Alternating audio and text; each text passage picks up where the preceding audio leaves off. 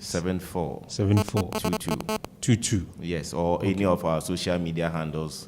You can complain or send us private messages. We will respond to it abruptly. Let me now go to Madam Zainab Sewa. Now, do I need to assume that now, if I see FDA stamp on any product, or if I'm listening to a commercial on radio or on TV, and at the end of the day they say this is approved by FDA, it means you guys have sanctioned it to be on the market, or they could be fake stamps across?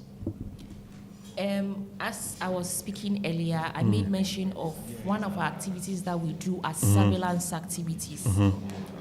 In as much as people walk into the office to get their products registered, and then we give them the certification, we also believe that we'll have recalcitrants out there who would want to forge registration numbers on their products. So people are able to do that? Exactly, and through market surveillance activities. But me as a layman, I can't.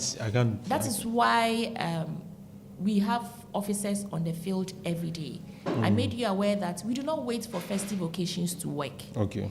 We do what we call the routine surveillance activities onto the field to check that indeed what we registered on the markets out there is what it is there. We also have what we do as product quality monitoring, where FDA will have to purchase products at the blind side of the manufacturer or the importer, and then get it analyzed to see that indeed it is what we put out there as a registered product that is there. We also entreat consumers out there to also give us feedback. Okay. Because if you also do not help us with the feedback, what will we do? You are on the field every single time, just as we are there. But then FDA does not work leaving the consumers that we protect aside. That is why Gerald gave out the communication lines. And then our media platforms are there. We also have a toll-free contact. Okay. That's Gerald will also make it available to us, where you can call and you realize that it is toll-free.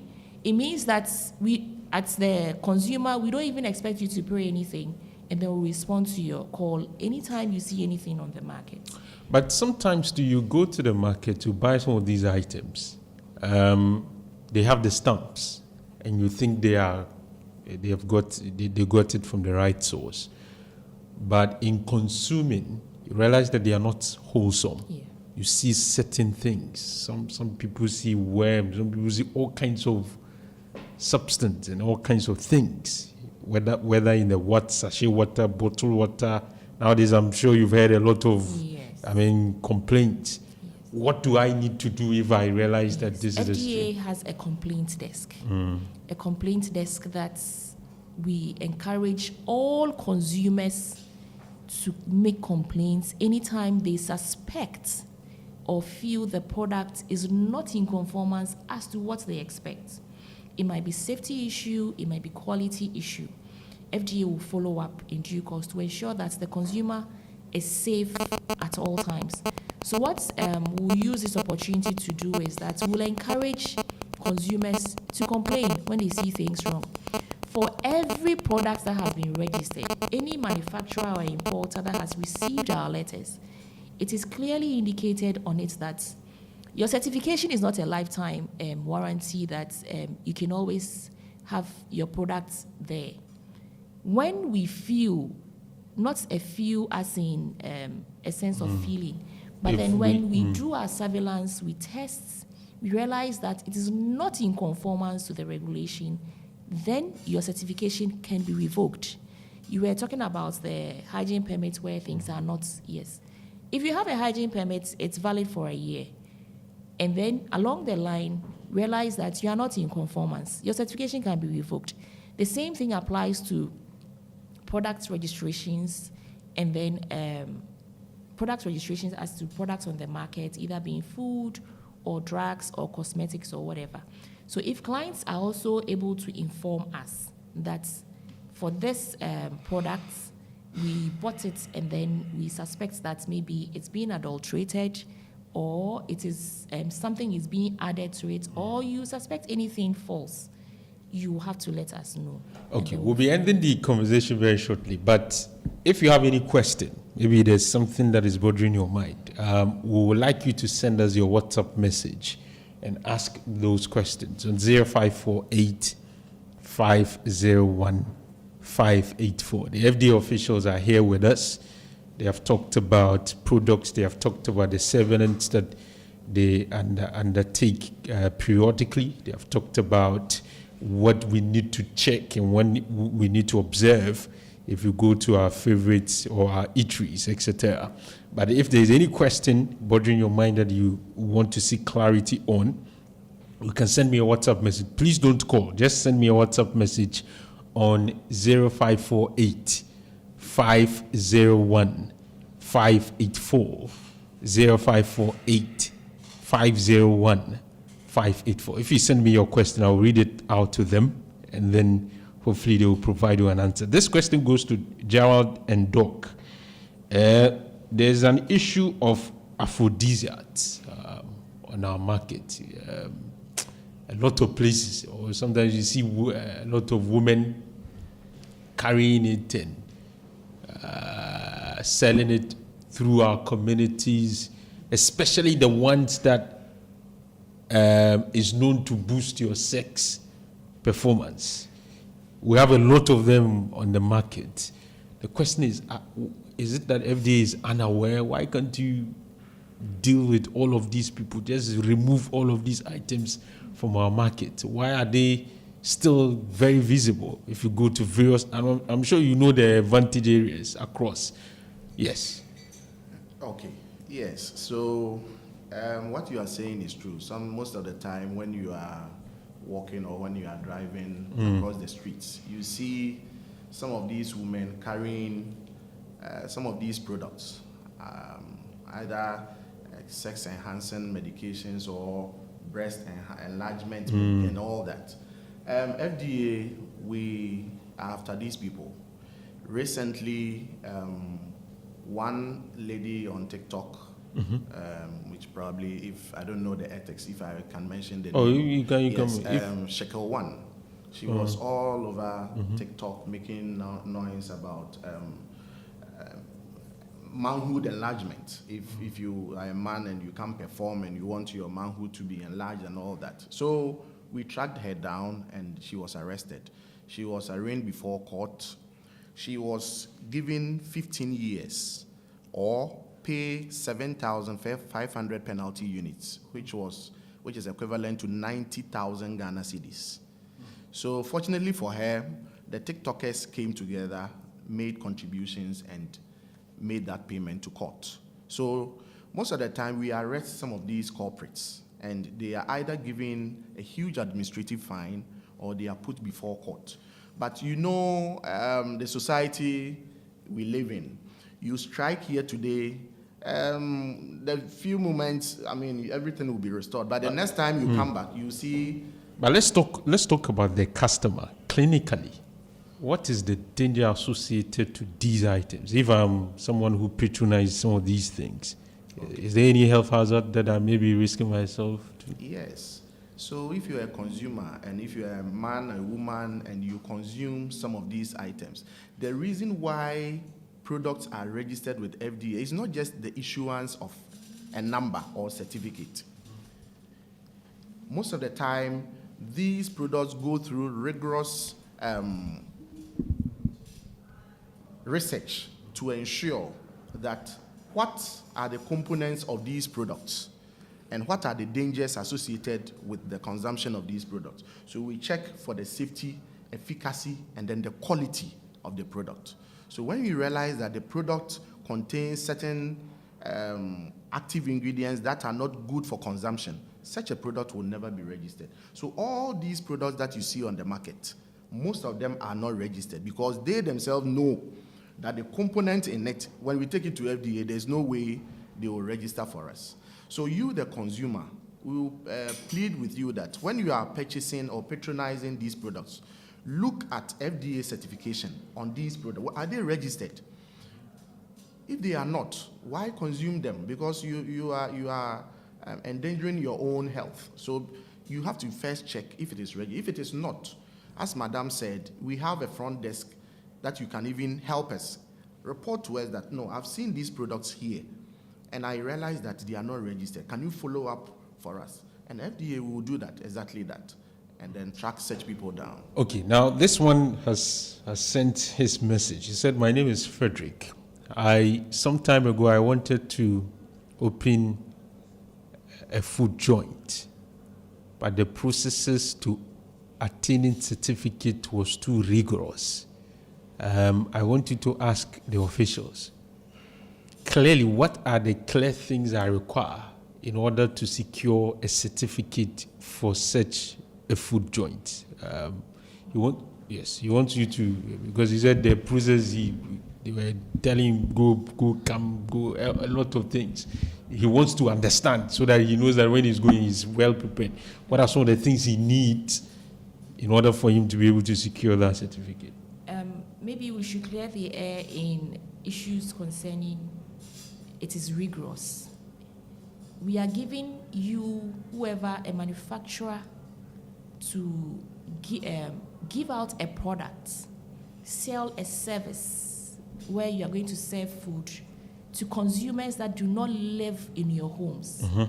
It means that it is not as simple as deciding to go to the market by yourself and then coming to prepare your own food and expect your family to take it whichever way you did it. So definitely you go through a bit of issues here and there. But I don't think it's supposed to be so, it should be so long that such that it was going to deter you from doing the process. The process for getting a hygiene permit is very simple, in the sense that for you to operate a business in our country, by the laws of our land, you need to have an operating permit, which is having your business registration certificate.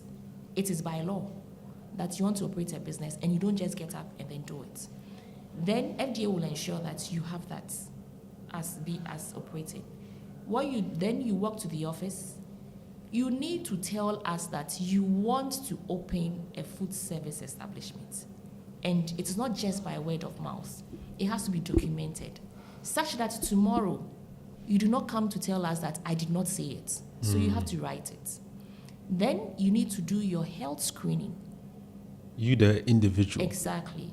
Okay. With the local authorities. For us to know that you have a valid health certificate that mandates you to prepare the food or serve the food. So you add it to it, fill out your forms. Officers of the authority get your facility inspected. If it complies, we issue you the certificate. If it does not, we give you an opportunity to make the corrections that were given, corrective actions that were given to you. So then you come back and then we do a follow-up. Mr. Alpha, is this thing too much to do?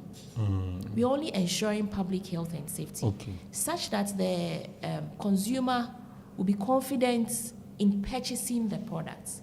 You made mention of maybe sometimes you buy a product and then there are things in the product. It's either a safety issue or it's a quality issue. If, assuming you want to set up your packaged water facility, the processes here is no different.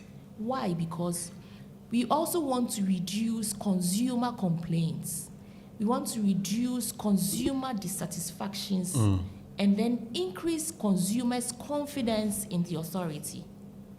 And in doing so, we ensure that you do the right thing. If you want to get things done your way, then it means that you want to set up your own laws and then put your product on the market. But we shouldn't forget that we are being governed by the laws of our land. There might be other hitches here and there. It is good that you open up to us, and then I don't think FDA is there to frustrate clients. Okay. Let me ask perhaps the last question, because we have to move on to some other matters this morning on the show. But this one says that, Alpha, it is often said that the nicest of watchet joints is closer to the gutter. I don't know how true this is. So, but he said, Alpha, there are a lot of people selling food close to gutters across, places that are not very hygienic. I want you to ask your officers, is it that they see these people and they allow them to sell, or they have not seen them, or they have okayed them to sell these foods close to these places? I don't know, Gerard, if you can answer this question. Is it the joint in the watch, the bunk, close to but you guys are allowing them to sell? Why? Well, it has been one of the, should I say, myth or some of the things people have believed in since time immemorial. And we've also lived in these societies that they sell some of these things. Well, and also, let's get it straight that it is never true. It is never true. With the Public Health Act, 2012 Act 851, FDA works or provides oversight responsibilities for, should I say, local government or district assemblies. As such, the district assemblies, we have the environmental health officers that are mandated to work with these eateries that we find at the roadside or in our markets. But once it is food, FDA comes in. So with that, FDA is collaborating with the environmental health officers to ensure that that work is being done to take out the unwholesome foods that are sold in the market also.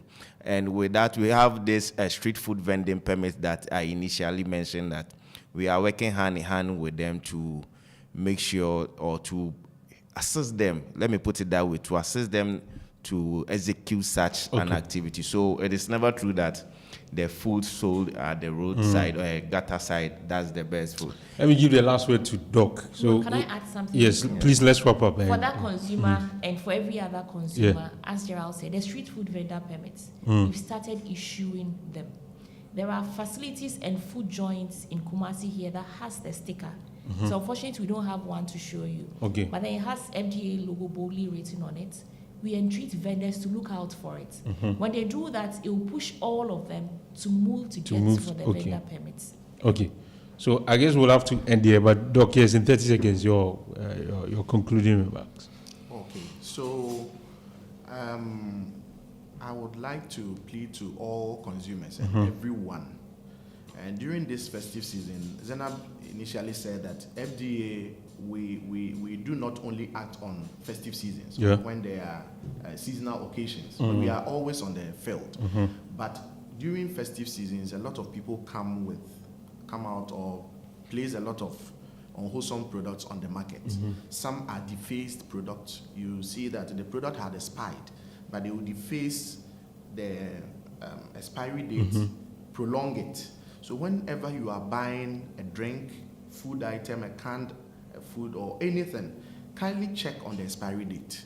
Whenever you suspect of any alteration or defacing, kindly report to FDA for us to act on it. So all of us should be very vigilant during this festive occasion so that we can spot some of these things going on and report to the FDA. Thank you very much, gentlemen and lady, for coming through to help us understand what you guys do and, of course, what we need to do in order to ensure our health generally. We are grateful for your time. So that's the officials of FDA. You heard from Dr. Joe Edu Manu, Madam Zainab Sewai Champon, who is the Principal Regulatory Officer, and Mr. Daniel Leao Geraldo, who is the FDA PRO for the Ashanti region. We'll take some messages at this point in time. When we return, we'll continue to do a lot more politics. Stay with us. We are all big football fans, but there are some other sports that I'm personally a fan of, like tennis and basketball. Luckily, Betway mobile and online sports betting has introduced sports, casino games, bet games, and more on their platform for us